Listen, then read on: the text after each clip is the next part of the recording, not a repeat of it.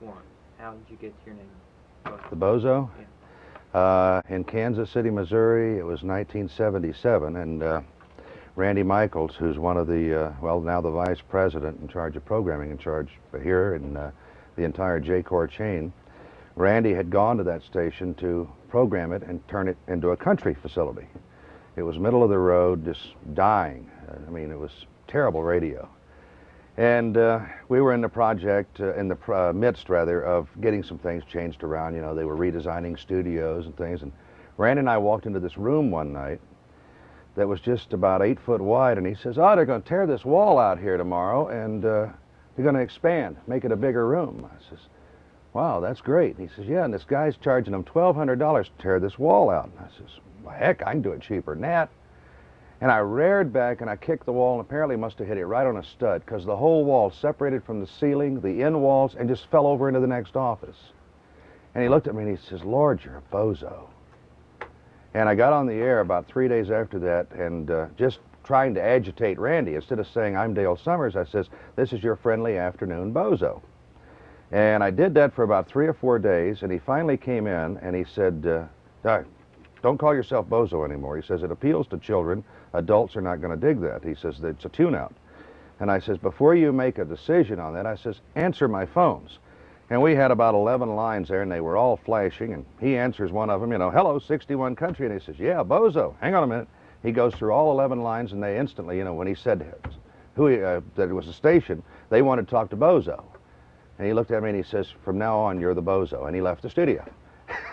And that was 10 years ago. And nobody's allowed me to be anything but the Bozo since. Oh, how did I get started? Is that what you want to know? Yeah. Gosh, this is all I ever wanted to be. When I was 13 years old, here in Cincinnati, there was a fellow that lived up the street from me, who still lives here, as a matter of fact, that was a disc jockey at a local station, and he did record hops all the time, and I was into electronics. I was wanting to be an engineer, I guess, someday, and I would build up equipment. And one night he came down to the house, and he says, "My equipment's on the fritz, and I need some equipment bad tonight for a record hop." And this was in 1958. He says, "I tell you what, I'll give you $5 or $10 if you'll come with me and play the records and run your equipment, because I don't know how to run your equipment." And man, I thought I'd died and gone to heaven. You know, $10? And I went with him, and the bug bit me, and from then on, that's all I ever wanted to do. I understand that you got in a little trouble with the FCC. Oh, on a couple of occasions. Yeah, I've just a couple of times. We had a radio station built up in the basement of my house, and quite an elaborate setup, I should add. And we were fiddling around with an oscilloscope one day, and I'd bought it off a guy for like $20, $25, and was using it, just didn't know what we were doing with it. And this fellow that lived down the street came in the house, and he was an older guy, and he looked at the oscilloscope, and he says, "You guys have got an AM carrier wave on there." I says, "Huh?" We didn't know what he was talking about.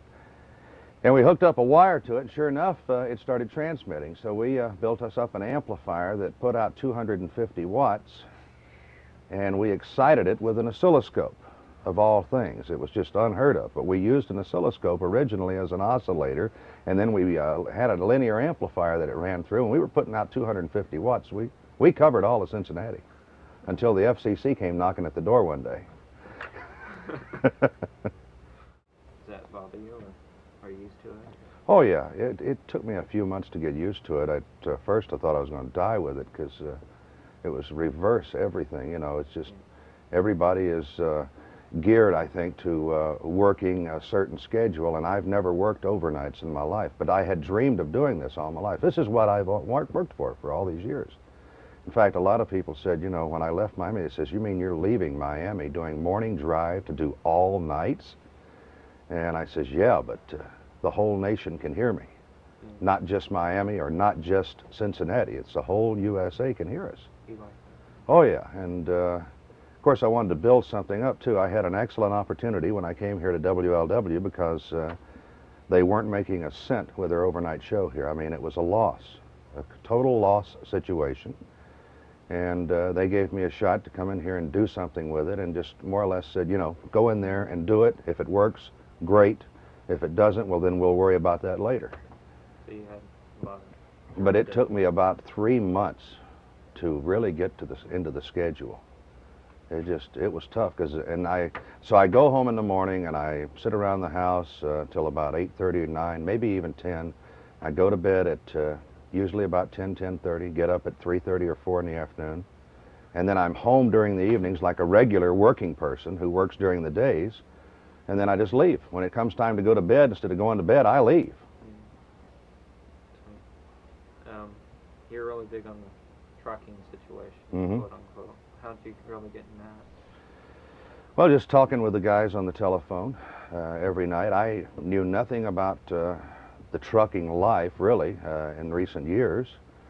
And I had no idea what it was like out there because it's been a long time since I was out on the road. But I just started talking with these truck drivers and finding out the little things that go wrong and how that their rights are violated continually, and conflicting laws between the federal and state levels, and it's rough. I don't see why anybody would want to get into the trucking business. It's no way to make a living, that's for sure. And we didn't have any. but it started out originally just as an entertainment feature. That's all it was. It was just we were going to entertain the truckers, and we were going to try to sell it to the trucking market, which there's a lot of truckers out there. And then the more I got into what was going on and realized what was happening, it became more of a entertainment and talk type show geared to the trucking audience, and try to educate the other audience that doesn't know anything about trucking either. Do you have like your worst gripe about their situation? My worst gripe? Yeah. Elizabeth Dole. She's the Secretary of Transportation, and like I've said on the air a few times, when I've challenged her to come on the air with me, and she could have the whole 5 hours to tell her side of the story, but the only credentials she has to be Secretary of Transportation of the United States of America is the fact that she sleeps with one of the most powerful senators in the U.S. But you know, I don't say that on I say that on the air. I say that. Yeah. But then off the air, I will say at the same time, she's married to that senator. Yeah. And I say that to try to inflame her to where she will respond. Try to get her to talk. And try to get her to come out and make some kind of accusation, or at least sue me, you know. But it's the truth. She is sleeping with Bob Dole, her husband. But that's the only credential she's got. And she's running the Department of Transportation, which is darn near 3 million truck drivers out on the roads, hauling the goods from one place to the other. And if those trucks stop, you're going to go hungry. How does this microphone change? Well, I think the reason a lot of us get into the business is because I know several people that are like myself. They're very introverted. We're basically shy people. And most of us were probably not the most popular guys in high school. You know, we were probably ugly ducklings when we were kids. You know, look at me, I didn't turn into no beauty queen, you know.